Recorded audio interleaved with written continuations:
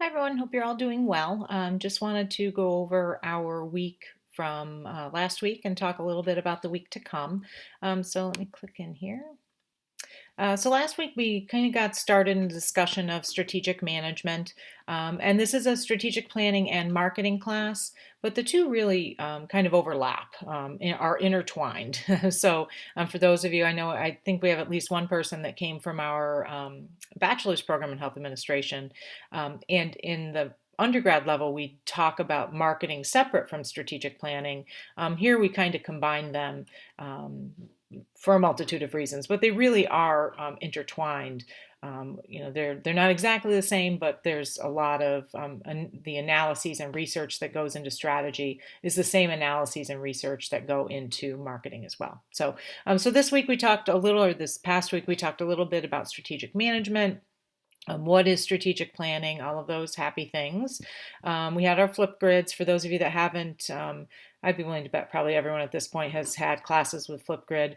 Um, I always do Flipgrid, or not always, but I usually do Flipgrids. But I know that some of the other faculty, Dr. Frendak, Dr. Hampy, have started to adopt them as well. So if you have any issues with Flipgrid, just let me know. And so then we had our discussion about strategic management and how planning has changed over time. And then we also had our quiz. To roll back to the discussion a little bit, it's interesting because when I first started in the first hospital I worked at, I went to work there in 1999, I think. I worked in the insurance sector prior to that. And when I went there, there was a gentleman that lived down the street from me on a road just around the corner, who was the director of planning for the hospital that I worked at. And I really didn't know a lot about it then. I mean, I hadn't even done my master's at that point. I was still kind of learning the healthcare industry, and I didn't really understand the why they would need a person that was just entirely charged with planning things. It didn't make a lot of sense to me. And then as I got there and I started examining, the role. Sorry about that. Another video just finished uploading.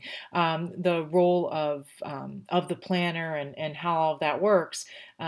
I thought, gosh, this doesn't really make a lot of sense to have just a person or a department tasked with planning. It really needs to be embedded in our in our psyche, in our leadership style. We need to be strategic in everything that we do, not just setting out a plan every 5 years and hoping that you meet those goals. So I think that's why we've seen this shift from having a single person that their entire job was to sit around planning what the hospital was going to do, to having the planning.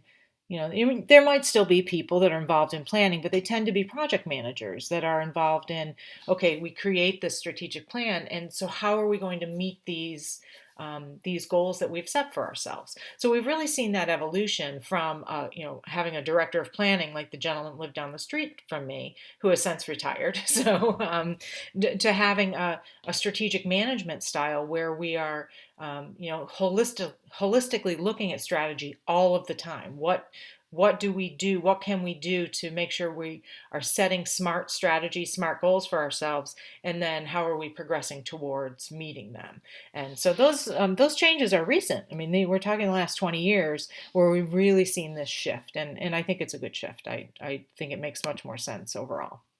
Okay, so let's take a look at the quiz questions from last week. So first question, so for those of you that, I'm trying to think if I don't think I've had you guys in class. Um, but so what I'll usually do in this video, if I did have you guys in class, I apologize. It's hard to keep track of things right now. But so if I have had you before, ignore this. If I haven't, just be aware I do this video each week. I'll go over some of the quiz questions. I don't go over all of the quiz questions. So if someone got something wrong, and you want further info on it, please just reach out to me. I'll go over a few here, but you can just send me an email, give me a call, whatever. I'm happy to go over any of the other ones that you may have missed, just so you're better prepared to move forward from this point going on.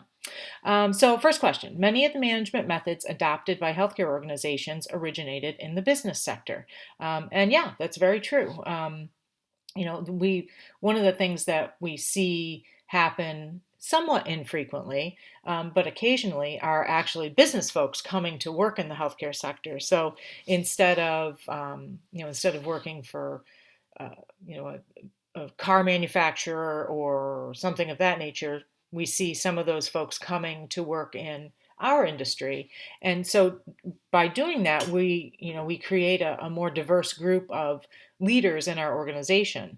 What we've also seen is where you can take certain industry styles or management and apply them to healthcare. So, like my master's degree was my master's thesis. Back then, we had to write a thesis, but my master's thesis was on the applicability of Walt Disney Company style management and customer service to the healthcare sector, because you can really apply a lot of those hospitality related aspects to healthcare, and it works very well. So that's where you're seeing some of that business come into the healthcare sector. We also see it a lot in our quality programs. So things like Lean, Six Sigma, those didn't start in healthcare. They've been adapted by healthcare. So really important to think about.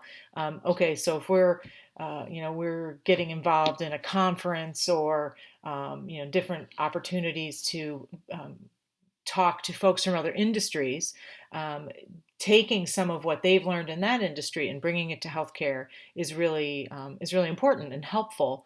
And then also, like I said, giving people from other industries the opportunity to work in our organizations can really help to disseminate some of those more innovative methods in management and leadership.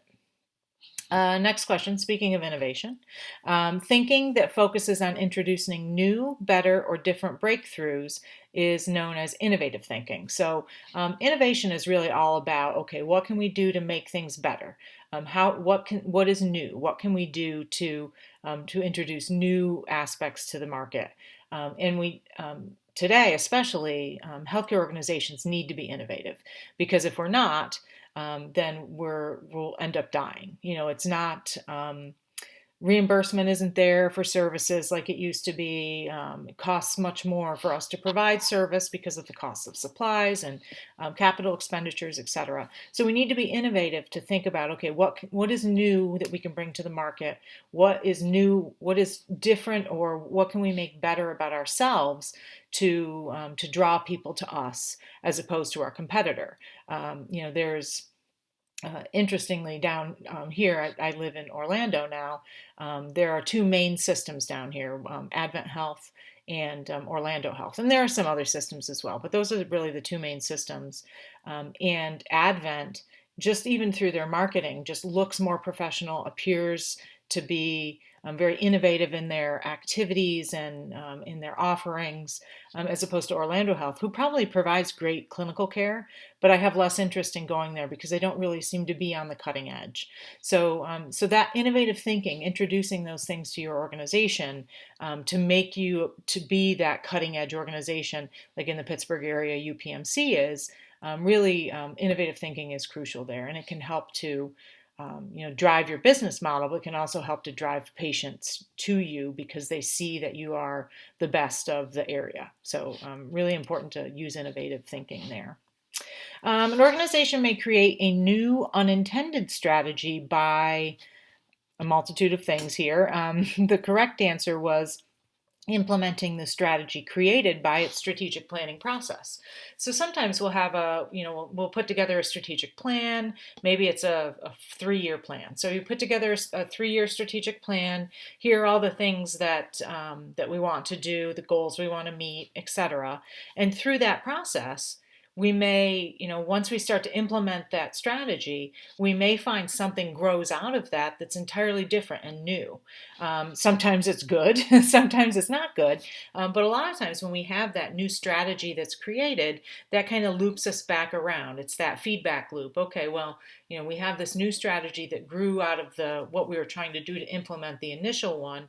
How does that fit into our plans? What do we need to do to include it, or what do we need to do to mitigate issues related to it, etc. So sometimes just by implementing what you're planning to do, new things will pop up, and that happens fairly frequently, actually, because a lot of times we put together strategy at a certain level within the organization. We don't understand how it's going to impact the entire vertical organization. So everyone from part-time hourly workers up through the CEO. It can impact people in different ways. That's why it's important when you are creating a strategic plan that you include people from all of those levels. So at least you have the chance to vet potential strategies with people at all levels of the organization. But even with that, you're not talking to everyone. You just can't. You don't have time to do that. So it still might impacts may appear that you weren't aware of, and that's important to be knowledgeable of what's going on there. So the new intended strategies may be created just simply through the process of implementing the strategy that you're already working with.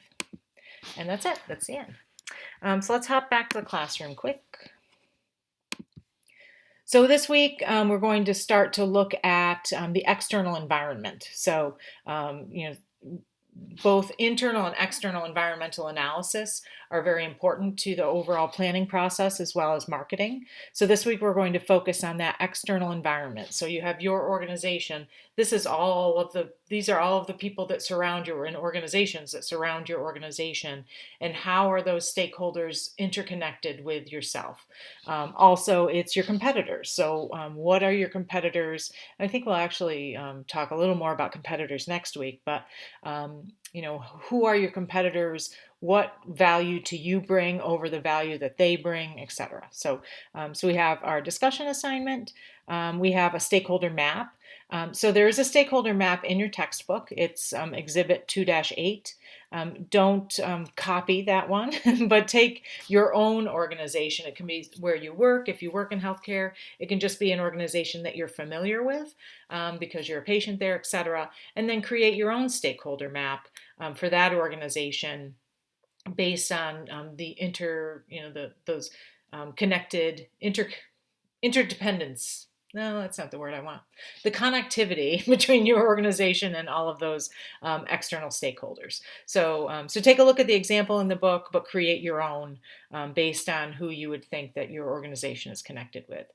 Also this week, we're going to do the final topic selection for your final project, which we'll be doing week 7. And I know it's very early in the class to do that.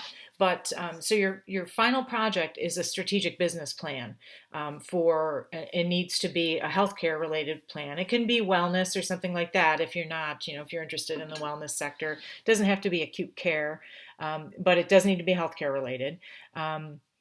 So you're going to create a strategic business plan for maybe a new product or a new service, just something that you're creating this strategy around.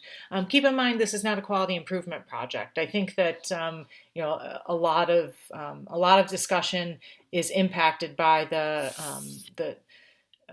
we have a lot of quality related info in our program, which is great. It's a very, very important aspect of the healthcare industry. This is not a quality improvement project. A quality improvement project may be part of your strategy if that's something you need to do.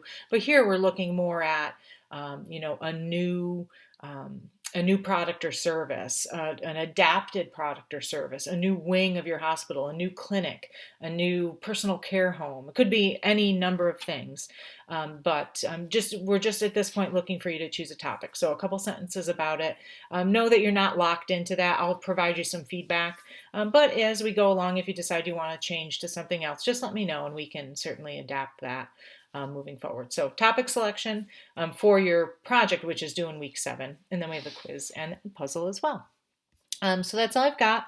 If you have any questions on anything, please let me know. There are some templates and some sample strategic plan information up here. So just take a look at that if you're kind of struggling with what a strategic plan is. And again, we're not writing it yet. We've got some time before we'll be writing it. But as you're thinking about your strategy that you would like to look to implement, it might help to look at some of these as well. So any questions, please just let me know. Otherwise, I look forward to seeing everyone in the classroom. Thanks.